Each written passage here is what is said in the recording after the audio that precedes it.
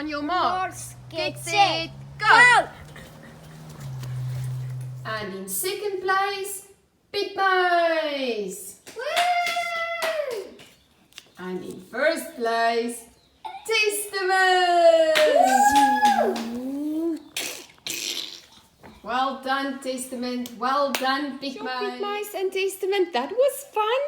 Yes. Have any of you ever won a contest or a race? I just did. I came second, but it was still fun. You guys did, and both of you did very well. Do you think that there is someone in this world that should get first place in everything and everywhere in the whole world? Oh yes, God. Definitely, God should. Unfortunately, that doesn't always happen in everyone's lives. Because God is first in importance and in greatness, He deserves to have first place in your hearts and in my heart and in your heart. He should come before anything else. But now I want to know, Testament, do you maybe know what is a false god? I know. Yes, Big Mice. It's a God that is false.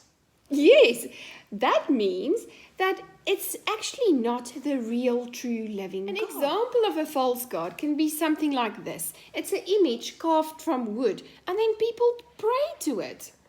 What? How can they do that? Oh, Pete Mice, that's unfortunately what happens sometimes. But there's other things that you can pray to, or that can be more important than God. False gods can also be something like your toys.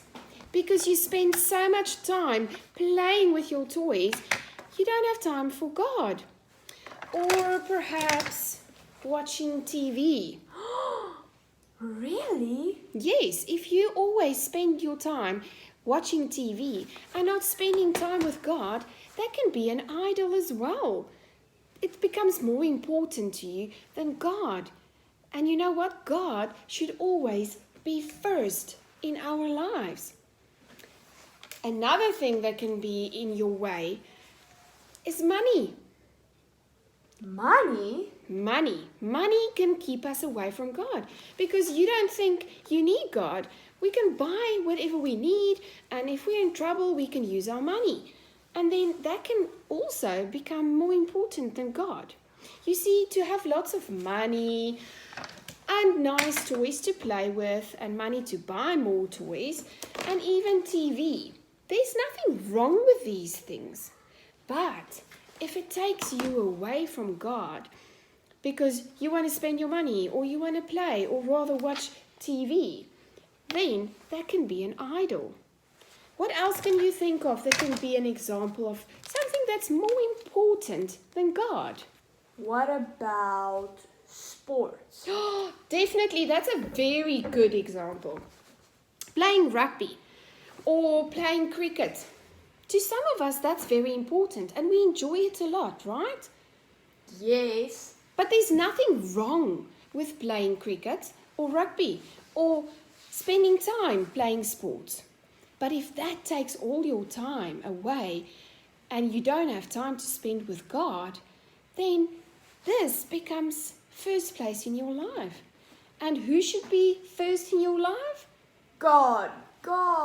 Yes, God should be number one in our lives. You see, guys, Israel forgot how important it was to keep God first in their lives. Once they even suffered for 3 whole years. Remember the story of last week? Yes. There was a drought for 3.5 years because they didn't put God first. Let's hear the rest of the story. Elijah had been staying at the home of a kind widow and her son. And even though the land was around them were dry and cracked, everything was dead without any rain, God, being so gracious, continued to supply flour and oil for Elijah and for the widow and her son. Wicked King Ahab and Queen Jezebel hadn't seen Elijah since he burst into the palace with his terrible announcement of God's punishment, and they angrily blamed him for the drought. Because you see, there was no rain, and they believed it's all Elijah's fault. One day, God said to Elijah, "Go to Ahab and tell him that I will send rain."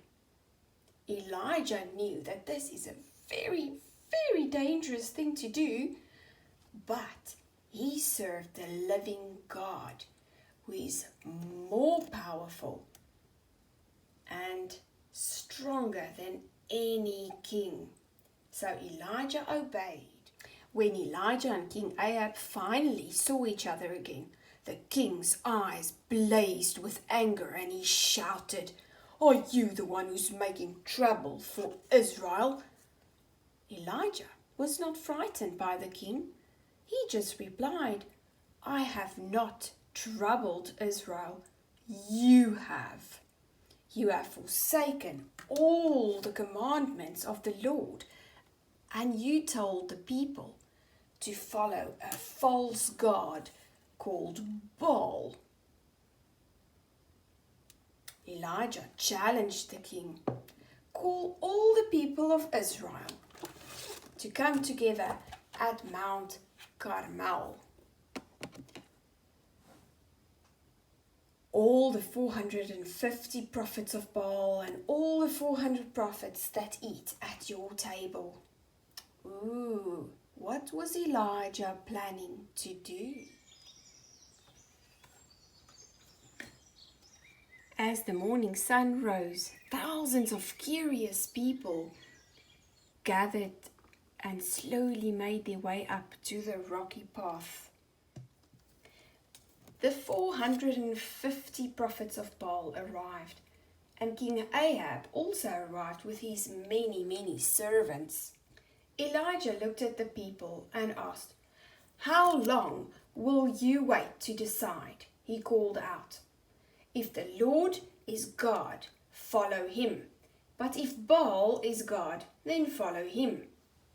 So the people of Israel were trying to worship God and Baal all at the same time. But God had clearly taught them through his scriptures to only obey him and to worship him alone. Elijah was calling for the people to give God first place in their lives. Then Elijah said, "I am the only prophet of the Lord. There are many prophets of Baal. Bring 2 bulls and let the prophets choose one. Cut them in pieces and place it on wood on an altar." Elijah explained that he will do exactly the same with the other bull. Neither of them should use fire under the wood. They should call on the name of their gods. And he said that he's going to call on the name of the Lord. The gods who answers by is God. After hearing the plan, all the people agreed. The prophets of Baal immediately prepared their sacrifices and started to cry out to their God, "Oh Baal, hear us," they pleaded. For 3 hours until the afternoon, they cried out to Baal, but no fire came. Their sacrifices could not be burned. The prophets leaped around the altar and cried out louder, "Oh Baal, hear us," but still no answer. Elijah watched the prophets as they hopelessly called to their God. He made fun of them, saying, "Cry louder. Maybe your God is talking, or maybe he's busy. Maybe he's gone away, or perhaps he's even sleeping. You must wake him up." The prophets of Baal cried louder and even started to do funny things to themselves. 3 more hours passed, and still there was no answer and no fire. Baal could not answer because he is a false god. So Elijah said to everyone, "Come close." There was an old, broken altar where the people used to worship the Lord. Elijah picked up some large stones and piled them all together. He chose 12 stones, one for each of the 12 tribes. He had dug a ditch around the altar and placed the wood and the sacrifice on top. Then Elijah asked the men to fill 4 large jars with water and pour them over the altar. 3 times Elijah had the men fill the jars and pour water over the altar. The wood and the sacrifice were drenched and the water dripped off, filling the ditch. The people must have looked at each other in confusion, wondering what Elijah is doing. With everything done, Elijah prayed to the true and the living God. He did not cry out or shouted or danced around, but with a calm and a confident voice, Elijah prayed, "Lord God, let everyone now see that you are God in Israel, and that I am your servant, and that I have done all the things that you told me to do." Elijah knew that God was the only one worthy of worship and the only one who deserves first place in the lives of his people. Suddenly there was a great blast of heat and smoke. The people must have gasped and pulled back in fear, shielding their eyes from the crackling flames that appeared on top of the altar. The intense heat of the fire that God sent quickly burned up the sacrifice and all the wood. It consumed all of the stones and all the water in the ditch. In a spectacular way, God proved that He is the only true God.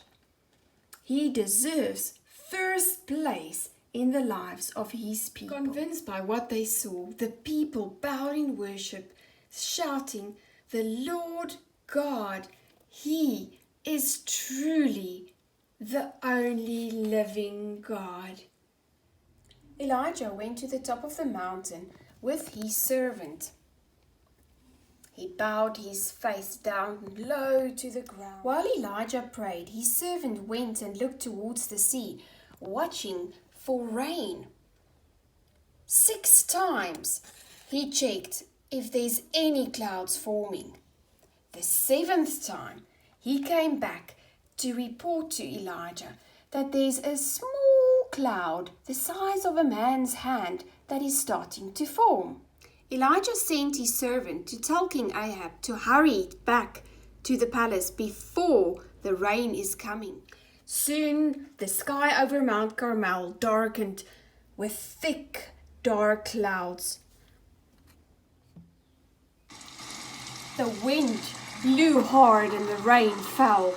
King Ahab raced off in his chariot, driving through the rain, hurrying towards the palace. But Elijah didn't have a chariot. Tucking his robe into his belt, Elijah ran. God gave him special strength and speed to outrun the horses pulling the chariot with King Ahab. And before you knew it... Sure, what an awesome story. I don't want to be like Israel, trying to serve 2 masters. I want God to be number 1 in my life. I pray that you will put Jesus first in your life. Have a good week. Ciao.